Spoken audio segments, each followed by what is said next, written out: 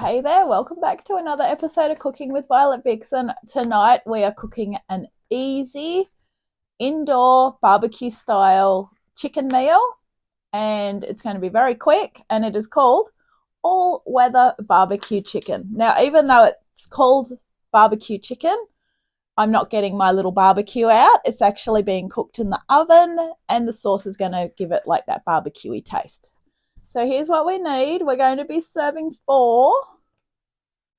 I've brought some potato salad to serve, and the other thing was going to be salad greens, but we are in the middle of winter.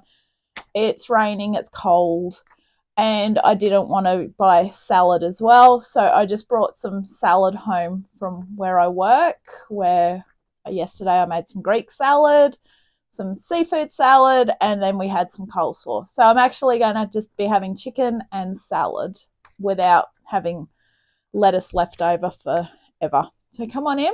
I'm going to show you what we need. Okay, so you actually had 2 options with this. You could have used 4 chicken quarters, which in Australia we call them chicken Marylands, or you can use 8 drumsticks. Now, I'm a huge fan of chicken drumsticks because they're so tasty and they're easy to cook. So I've gone with 8 chicken drumsticks. We also needed 75 mils of tomato ketchup, which is just a smidgen under 1/3 of a cup. So I've just gone with a smidgen under 1/3 of a cup. We also needed 15 grams of soft brown sugar. I just popped the scales, the bowl on the scales, pressed TARE, and there's my brown sugar. 1/4 of a cup of honey. The honey's still solid, but I got there in the end. Juice of half a lemon, which I'm going to squeeze soon, and 2 cloves of garlic, which I've just got to peel and then I'm going to crush. So this is actually a good recipe for winter as such, because in winter you want more lemon and you want more garlic to try and help keep you healthy, and obviously try and keep your veggies up and whatever. So we also need a large roasting tray and our oven on 200 degrees. So what we're going to do, I've got this tray ready to roll and I've given it a spray. So I'm going to get the chicken drumsticks in because they actually have to go in the oven for half an hour before we put the sauce on them. So just give me a bit more room here, please. Okay, so these are the drumsticks. I got them yesterday. I've left them in the fridge overnight, so they should be fine. I just want to actually get these done so I can take the rubbish up before it starts to rain again and get colder. So, they're not super big. It's disappointing. I didn't ask for large drumsticks. Anyway, it doesn't matter that much. So I'm going to pop them all in. Now, what we need to do is we need to get a knife that's suitable because we're going to cut them. We're going to slash through the skin of each leg, and that's just so that we can get all the juices to run out, because once we've got them in the oven, we're leaving them in for 30 minutes. After 30 minutes, we're actually going to discard all the juice that comes out of them. I guess this is one way of cooking healthy. And then we're going to put the other ingredients together as like a marinade and brush it on. Okay. So just get one big slash through each one. As I say, I think it's more just to get the juices to run out. Or in this case, it would obviously be the fat. Drumsticks are quite fatty, but you can't live... If you're going to eat chicken a lot, you can't live on chicken breast fillet all the time. You can overcook it or it becomes too bland. So be adventurous. All right, into the oven for 30 minutes. Pop your timer on and I'll see you soon. Okay, so we've got 10 minutes before the drumsticks need to come out to have the marinade over the top. I'm calling it a marinade even though it isn't really a marinade. It's actually a sauce. So what we're going to do, get yourself a jug. Glass is probably easier because of the honey. And we're going to tip everything into the same jug and get yourself a small whisk, and we're going to whip it all together. So of course this honey has a mind of its own. If I had brought a new one, it probably would have been fine, but it does this. It goes like a solid mass.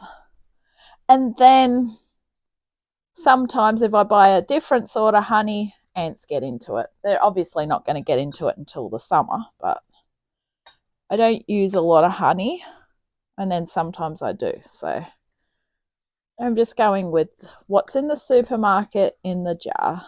The main time I do use it, and I don't want to say it, but it's if I get sick. So the lemon and honey drink, you can't go wrong with it, but I'd rather not have to go there.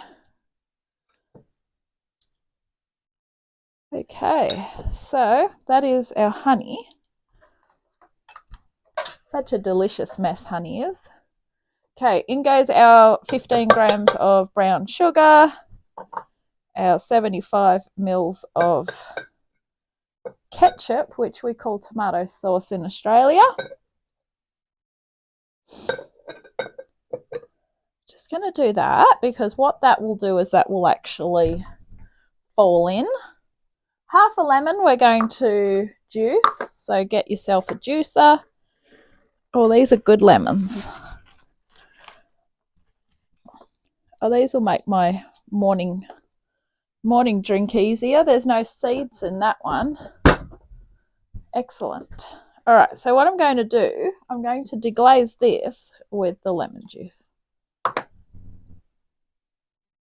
This is my little trick. And then pop that back the way we had it. This is called maximizing your ingredients. Okay. Might not get much out of it, but every little bit helps, I guess. Okay, and then get yourself your garlic press, because all we want to do then is just pop the garlic in. 2 cloves.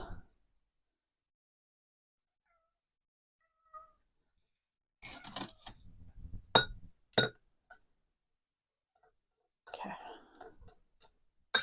Now the good thing about this garlic press is it's easy for me to clean it. Not like my last 2 that I had to take a thing apart to clean it. This one actually cleans itself. Almost forgot how to use it. I haven't pressed garlic for a while. It's all been chopped or yeah, it's mainly been chopped.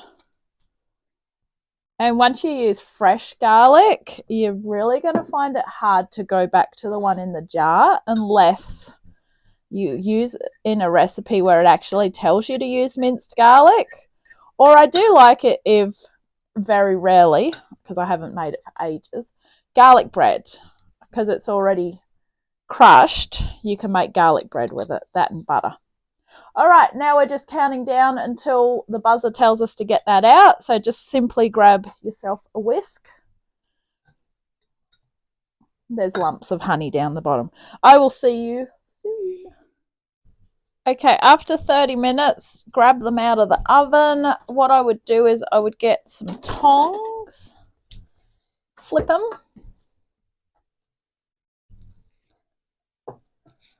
Oh, it's sort of made the skin want to pop off, I guess you could say, for use of words. Now, you got to be very careful because this is bloody hot and we don't want to lose our drumsticks. So I'm just going to run some water while I tip it. So I really don't think I should be tipping. There's not much to come out of it, truth be known. Okay. No, I'm not going to tip it because, knowing me, all my drumsticks will end up in the in the sink. I don't want to put my drumsticks in the sink. Sorry. Okay, so it was right when I was talking about using a brush. Read your recipes. If you're using a recipe or following me, read your recipe. All right. So all we're doing is we're brushing it over. Did I tell you this serves 4? So these are pretty small drumsticks. Lucky I got extra salad. I would normally cook chips as well, but anyway, I'll just have the salad tonight.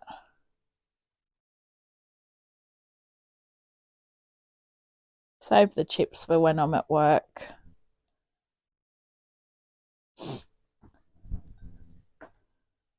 Alright, and now with the rest, just tip it over. These are going back in for 25 minutes. Drizzle it over. Oh, it smells nice. So this is some sort of, most people don't realise, but one of the ingredients of barbecue sauce is actually tomato sauce. Now, personally, I'm not a fan of tomato sauce. I love every other sauce, I think. But if there was a tomato sauce on the table, or aioli or hot chili, barbecue, I would go for everything but tomato sauce. I don't know. Just the way I am, I guess. Fussy. Only thing I'm fussy with. But I do love cooking with tomato sauce, and one of the main ingredients when you're cooking or making a barbecue sauce, believe it or not, you actually have to use tomato sauce to make barbecue sauce. Go figure. All right, back in the oven for 25 minutes. Don't be afraid to pull them out of the oven in about 10 minutes and turn them over, and then just keep basting them. When they're done, they will look beautiful and glowing. I will see you in 25. Okay, so what you need to do is stick a knife in the fleshiest part. The juices should run clear. Clearly, just by looking at these, you can tell that they are done. But with chicken, you've got to be extra, extra careful. All right. So, thank you for watching Cooking with Violet Vixen. This has been all-weather barbecue chicken with some salad on the side. And I hope you've enjoyed it. Catch you on the next adventure.